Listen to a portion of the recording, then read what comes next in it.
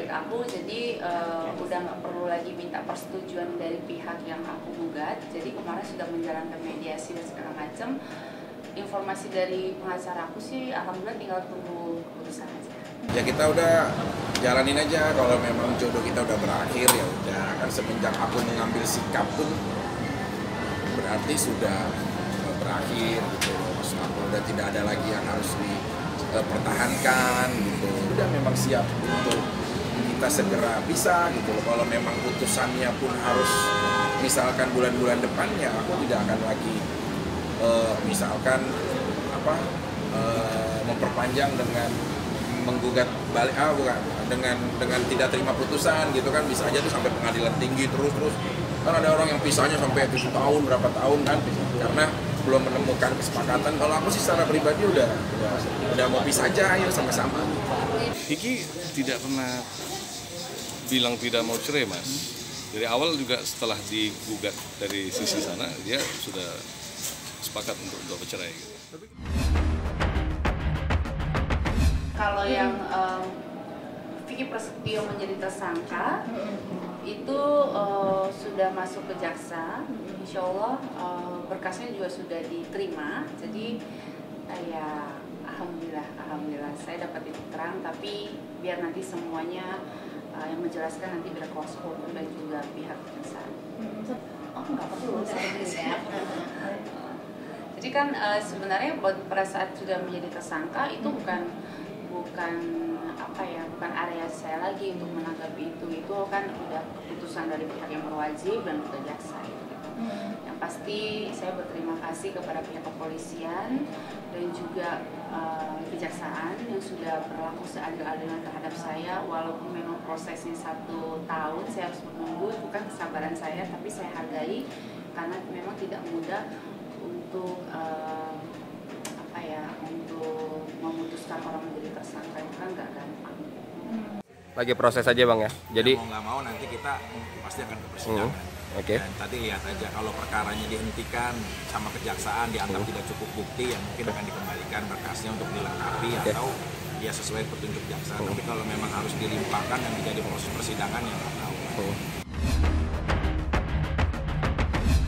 Saya sudah katakan kalau saya pribadi sudah memaafkan mereka satu keluarga apapun yang mereka lakukan terhadap diri saya, tetapi kan kembalikan lagi ini harus ada efek jerahnya agar tidak lagi ada orang lain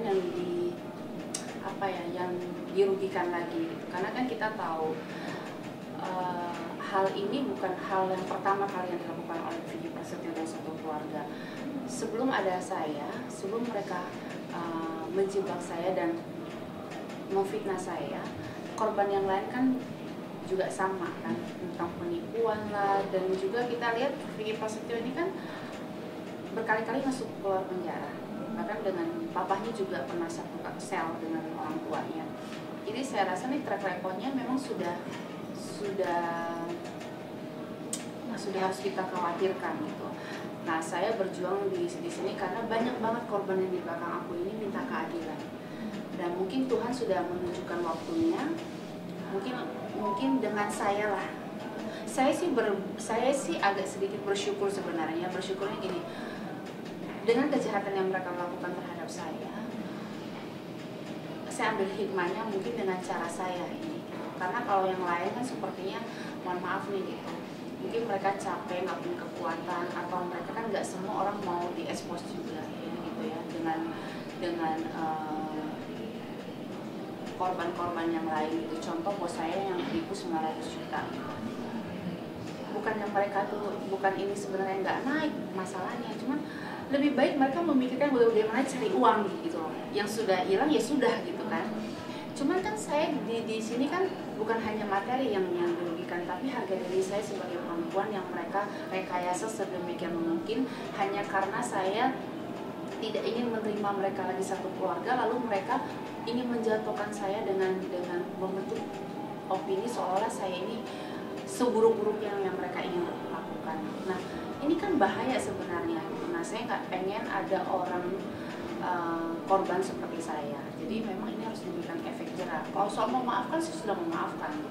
Kalau saya tidak memaafkan, saya rugi ya.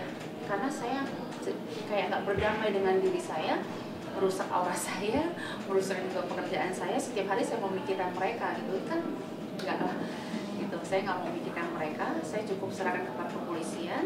Artinya kenapa saya serahkan kepada kepolisian? Karena saya tidak mau lagi berurusan dengan mereka, biar diusut oleh kepolisian dan yang berwajib gitu. Karena saya nggak mau mikirin lagi, karena saya sudah memaafkan, saya berdamai dengan diri saya supaya saya bisa fokus kerja yang lain, saya bisa bisnis juga, bisa fokus hal-hal yang positif gitu. Awalnya memang karena kan waktu itu kan butuh BAP, butuh memberikan keterangan, dan juga waktu saya habis terbuang dengan bolak-balik seperti itu, dan juga pekerjaan-pekerjaan yang lainnya gitu kan, harus apa ya, kan nggak mudah saya hadapi masalah ini sebenarnya gitu. Tapi ya saya ambil hikmahnya, alhamdulillah, karena juga ada orang tua saya sangat mendukung, keluarga saya mendukung, semuanya, tetangga, bahkan tetangga semuanya begitu. Mereka ada hikmahnya juga dengan kejadian kemarin itu. Sekarang saya lebih dekat dengan tetangga. Itu tetangga dari ujung ke ujung, mereka tuh semuanya jagain saya gitu. Tadinya kan kalau nggak kejadian ini masing-masing ya, mungkin mereka Angel juga, iya cuma lihat doang gitu, oh tuh rumahnya ini. Tapi dengan kejadian kemarin semuanya silaturahmi dan semuanya akhirnya kayak ronda di depan rumah aku kan gitu, jadi menjaga saya gitu. Dan bahkan saya, mama saya pengen ada security aja, kita nggak perlu, kita malu dong kalau pakai ini, kita bisa ngelindungin kok gitu, kayak gitu. Jadi ya ambil hikmahnya aja gitu. Yang paling Tuhan benci kan adalah memelihara penyakit hatinya gitu. Jadi kalau menurut aku ikhlaskan, ya udahlah. Kalau memang udah bersalah kan ini lagi berjalan proses hukumnya, ya hormati aja gitu. Itu sih kalau menurut aku.